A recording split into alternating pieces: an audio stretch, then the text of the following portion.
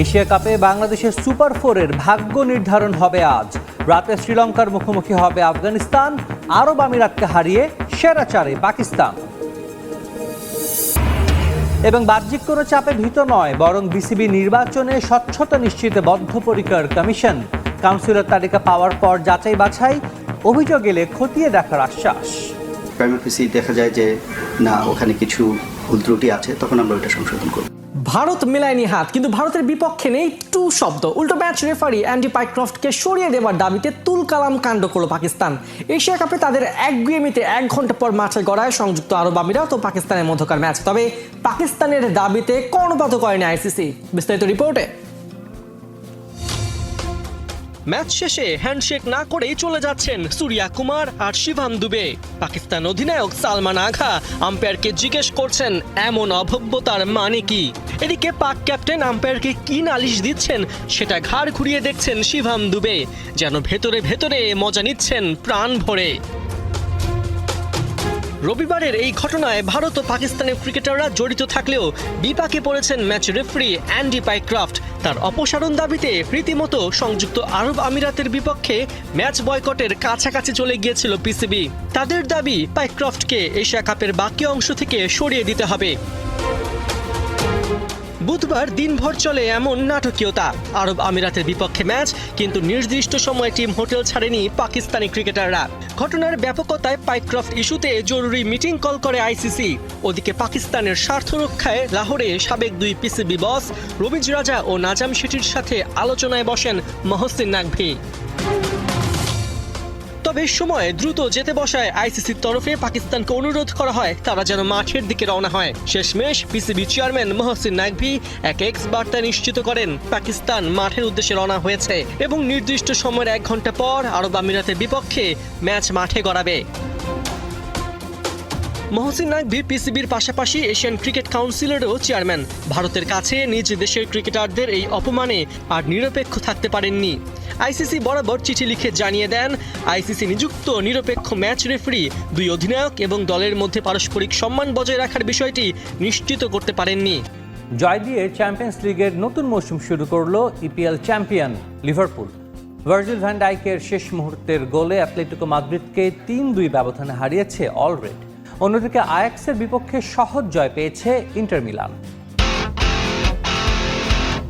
সহজ ম্যাচ কঠিন করে জেতাটা যেন অভ্যাসে পরিণত করেছে ইংলিশ ক্লাব লিভারপুল।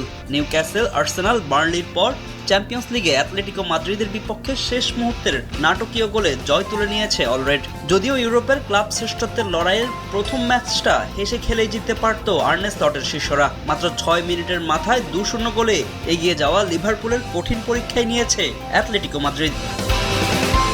আলেকজান্ডার ইজাকের অভিষেক ম্যাচে অ্যানফিল্ডে মাত্র 4 মিনিটের মাথায় এগিয়ে যায় স্লট শিষ্যরা। স্বাগতিকদের লিড এনে দেন অ্যান্ড্রু রবার্টসন। মোহাম্মদ সালার ফ্রিকিক থেকে নিজের অজান্তেই বল জালে জড়ান এই স্কটিশ রাইট ব্যাক। এর মিনিট 2 পরে গ্রেভেনভিচের অ্যাসিস্টে দুর্দান্ত 1 গোল করে ব্যবধান 2-0 করেন অলরেডদের ইজিপশিয়ান কিং মোহাম্মদ সালাহ। 2 গোলে পিছিয়ে পড়েও মনোবল হারায়নি Atletico Madrid. Florian Wirtz, Jeremie ফ্রিম্পংদের গোল মিসের সুযোগে ম্যাচে ফেরার চেষ্টা করে দিয়াগো সিমিওনের দল। প্রথমার্ধের যোগ করা সময়ে ব্যবধান কমান মার্কোস লরেন্তে। দ্বিতীয়ার্ধে নিজেদের গুছিয়ে নিয়ে আক্রমণের মাত্রা বাড়ায় অ্যাটলেটিকো। বেশ কয়েকবার লিভারপুলের ডিফেন্সে কাঁপন ধরায় রোজি ব্লাঙ্কোরা। 65 মিনিটে সালার শট বারে লেগে ফেরত এলে আক্ষেপ বাড়ে স্বাগতিকদের। তবে 81 মিনিটে নিজের দ্বিতীয় গোলের পাশাপাশি ম্যাচের সমতায় ফেরান মার্কোস লোরেন্তে। তবে সেই আনন্দ বেশিক্ষণ স্থায়ী হয়নি সিমিওনো শিষ্যদের। যোগ করার সময় অলরেডদের অধিনায়ক ভার্জিল ভ্যান ডাইকের গোলে 3 পয়েন্ট নিশ্চিত করে লিভারপুল। আর তাতেই মেজাজ হারিয়ে দর্শকদের সঙ্গে হাতাহাতিতে জড়িয়ে লাল কার্ড দেখেন অ্যাটলেটিকো মাদ্রিদের কোচ দিয়াগো সিমিওনে। আর নাটকীয় এক জয়ে নিজের 47তম জন্মদিন স্মরণীয় করে রাখলেন লিভারপুল কোচ আর্নে স্লট। শত্রু যখন বন্ধু।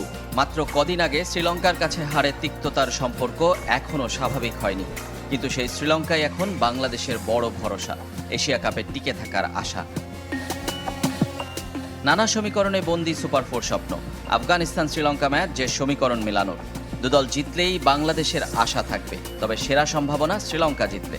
পয়েন্ট টেবিলে এখন 2 নম্বরে বাংলাদেশ, কার্যত 3-এ, কেননা রান রেটে শ্রীলঙ্কা ও আফগানিস্তানের চেয়ে পিছিয়ে। আফগানিস্তানের মাইনাস রান রেটকে টেক্কা দেওয়ার সাধ্য কার? শ্রীলঙ্কা জিতলে সহজ হিসাব, পয়েন্টেই আফগানিস্তানকে পেছনে ফেলবে টাইগাররা। আর আফগানিস্তান জিতলে নানা হিসাব নিকাশ। সাধারণ জয় আফগানিস্তানকে গ্রুপ সেরা করবে, রানার্স আপ হয়ে সুপার ফোরের টিকিট পাবে শ্রীলঙ্কা। তবে বড় ব্যবধানে জয় বাংলাদেশকে ফিরিয়ে আনবে টেবিলের সমীকরণে। আগে ব্যাট করলে জয়টা হতে হবে অন্তত ৭১ রানের, আর পরে ব্যাট করলে অন্তত ৫৩ বল হাতে রেখে।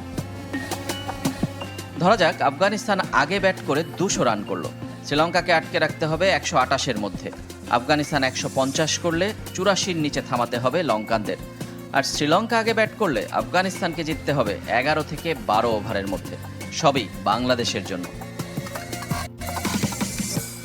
আফগানিস্তান বা শ্রীলঙ্কা যেই জিতুক তারাই হবে গ্রুপ চ্যাম্পিয়ন, বাংলাদেশ যেতে পারলেও হবে রানার্স আপ।